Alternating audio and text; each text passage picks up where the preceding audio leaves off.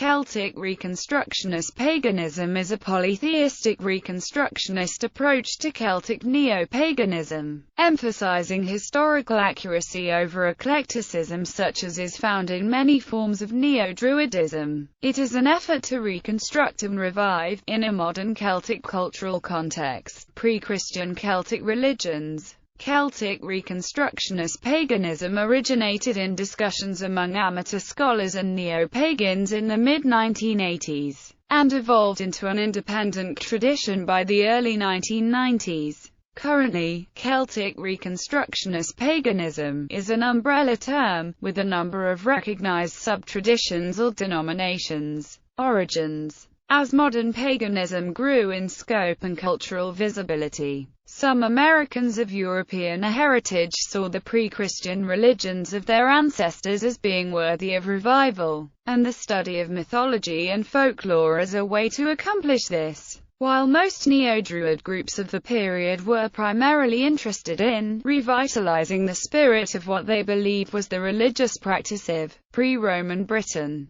the Celtic Reconstructionists focused on only reconstructing what can be known from the extant historical record. Many of the people who eventually established CR were involved in modern pagan groups in the 1970s and 1980s. Much dialogue in the 1980s took place at workshops and discussions at pagan festivals and gatherings, as well as in the pages of pagan publications. This period, and these groups, are referred to in retrospect as proto-CR. Later, with the establishment of the Internet in the late 1980s and early 1990s, many of these groups and individuals came together online. This began a period of increased communication, and led to the growth of the movement. The first appearance in print of the term Celtic Reconstructionist, used to describe a specific religious movement and not just a style of Celtic studies, was by Kim Lambert Needoran in the spring 1992 issue of Harvest magazine. Needoran credits Catherine Price Nick Dana with originating the term Celtic Reconstructionist. However, Nick Dana credits her early use of the term to a simple extrapolation of Margot Adler's use of the term pagan Reconstructionists in the original 1979 edition of Drawing Down the Moon. Though Adler devotes space to a handful of Reconstructionist traditions, none of those mentioned are specifically Celtic. In Chapter 11, while describing his Neo-Druidic group, New Reformed Druids of North America, Isaac Bonewitz uses the phrase, eclectic Reconstructionist. Eventually, this pairing of terms became oxymoronic in the pagan, polytheist communities. Reconstructionist had now come to mean traditions that specifically exclude eclecticism. With the growth of the Internet during the 1990s, hundreds of individuals and groups gradually joined the discussions online and in print, and the movement became more of an umbrella group, with a number of recognized sub-traditions, practices. While the ancient Celtic religions were largely subsumed by Christianity, many religious traditions have survived in the form of folklore, mythology, songs, and prayers. Many folkloric practices never completely died out, and some Celtic Reconstructionists claim to have survivals of Irish, Scottish or Welsh folkloric customs in their families of origin. Language study and preservation, and participation in other cultural activities such as Celtic music, dance and martial arts forms, are seen as a core part of the tradition. Participation in the living Celtic cultures, the cultures that exist in the areas in which Celtic languages are actually spoken and in which Celtic traditions have been most faithfully handed down to the present day, is a vital part of their cultural work and spiritual practice. The protection of Celtic archaeological and sacred sites is important to Celtic Reconstructionists.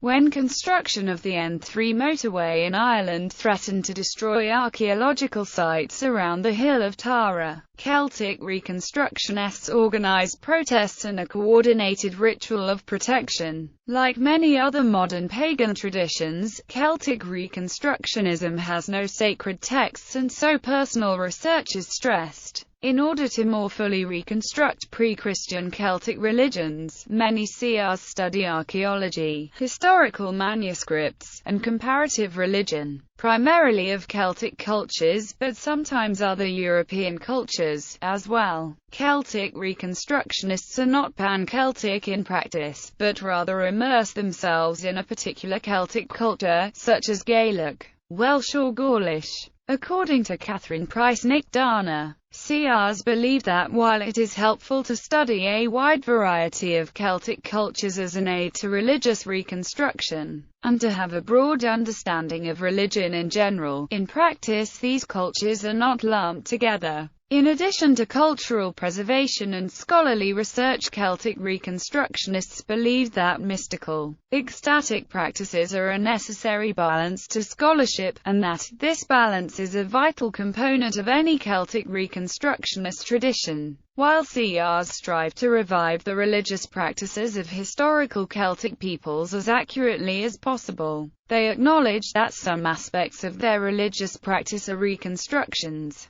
Celtic Reconstructionists state that their practices are based on cultural survivals, augmented with the study of early Celtic beliefs found in texts and the work of scholars and archaeologists. Feedback from scholars and experienced practitioners is sought before a new practice is accepted as a valid part of a reconstructed tradition. Celtic Reconstructionists believe it is important to lay aside elements of ancient Celtic cultures which they consider inappropriate practices in a modern society. CRs attempt to find ethical ways of integrating historical findings and research with the activities of daily life. Many CRs view each act of daily life as a form of ritual, accompanying daily acts of purification and protection with traditional prayers and songs from sources such as the Scottish Gaelic Carmina Gadelica, or manuscript collections of ancient Irish or Welsh poetry. Celebratory, community rituals are usually based on community festivals as recorded in folklore collections by authors such as F. Marion McNeill, Kevin Danaher or John Gregorson Campbell. These celebrations often involve bonfires, dances, songs, divination and children's games. More formal or mystical rituals are often based on traditional techniques of interacting with the other world, such as the act of making offerings of food, drink and art to the spirits of the land, ancestral spirits, and the Celtic deities. CRs give offerings to the spirits throughout the year, but at Samhain, more elaborate offerings are made to specific deities and ancestors. The ancient Irish swore their oaths by the three realms, land, sea and sky. Based on this precedent, reconstructed Gaelic ritual structures acknowledge the land, sea and sky, with the fire of inspiration as a central force that unites the realms. Many Celtic Reconstructionists maintain altars and shrines to their patron spirits and deities, often choosing to place them at outdoor, natural locations such as wells, streams, and special trees. Some CRs practice divination, often as a favored method, as a folkloric customs such as the taking of omens from the shapes of clouds or the behavior of birds and animals. Movements labels. Overall tradition. Nick Dana and Need Oren have stated that they coined the term Celtic Reconstructionist, Celtic Reconstructionism, specifically to distinguish their practices and beliefs from those of eclectic traditions like Wicca and the Neo-Druidism of the time. With Need Oren's popularization of Celtic Reconstructionism in the neo-pagan press and then the use of the term by these individuals and others on the Internet, Celtic Reconstructionism began to be adopted as the name for this developing spiritual tradition. Gaelic traditionalism. Some groups that take a Celtic Reconstructionist approach to ancient Gaelic polytheism call themselves Gaelic traditionalists. Preservation of the living traditions in modern Gaelic communities has always been a priority in Celtic Reconstructionism. However, according to the CR there has been some controversy around the use of the term Gaelic traditionalists by groups outside of the Gaeltachten. Gaeltacht areas of Ireland, Scotland and Nova Scotia. In the opinion of Isaac Bonewit, this is partly because Gaelic traditionalists is a term used almost exclusively by Celtic Christians. As Kim Lambert-Nedoran put it, Gaelic traditionalists means those living and raised in the living cultures and who are keeping their culture, language and music alive, not in any of the American polytheistic groups that have been using it lately. The CRFAC states that due to those in the Gaelic-speaking areas having a prior claim to the term, most Reconstructionists have been uncomfortable with the choice of other Reconstructionists to call themselves traditionalists, a sentiment which Bonewit echoes.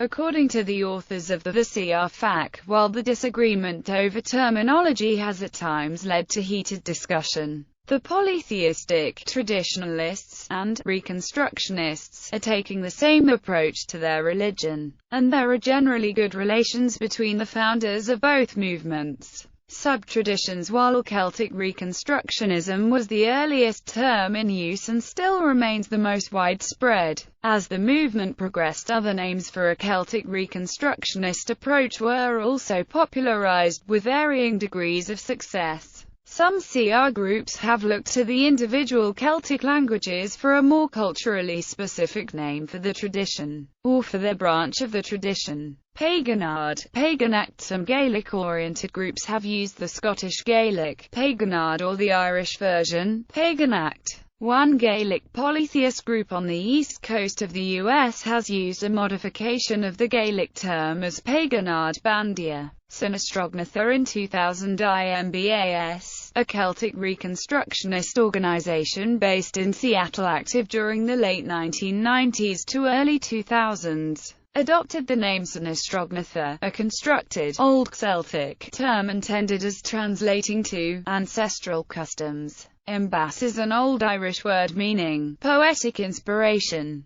The organization promotes the spiritual path of Sinestrognathar, the ancestral customs of the Celtic peoples. It is a path open to pagans, Christians, and agnostics alike. Others. The Irish word for polytheism, Ildiachas, is in use by at least one group on the west coast of the U.S. as Ildiachas Atogtha. Celtic Reconstructionism and Neo-Druidism. Though there has been cross-pollination between Neo-Druid and Celtic Reconstructionist groups, and there is significant crossover of membership between the two movements, the two have largely differing goals and methodologies in their approach to Celtic religious forms. Reconstructionists tend to place high priority on historical authenticity and traditional practice. Some Neo-Druids tend to prefer a modern pagan, eclectic approach, focusing on the spirit of what they believe was the religious practice of pre-Roman Britain. However, some Neo-Druid groups, the Order of Bards, Ovates and Druids, and the Henge of Keltria, adopted similar methodologies of reconstruction, at least some of the time. ADF, in particular, has long used Reconstructionist techniques, but the group has been criticized for their pan-Indo-European scope, which may result in non-Celtic combinations such as Vedic Druids and Roman Druids. Terminological differences exist as well, especially in terms of what Druid means. Some Neo-Druid groups call anyone with an interest in Celtic spirituality a Druid, and refer to the practice of any Celtic-inspired spirituality as Druidry, while Reconstructionist groups usually use the older definition, seeing Druid as a culturally specific office that requires decades of training and experience, which is only attained by a small number of practitioners, and which must be conferred and confirmed by the community the Druid serves.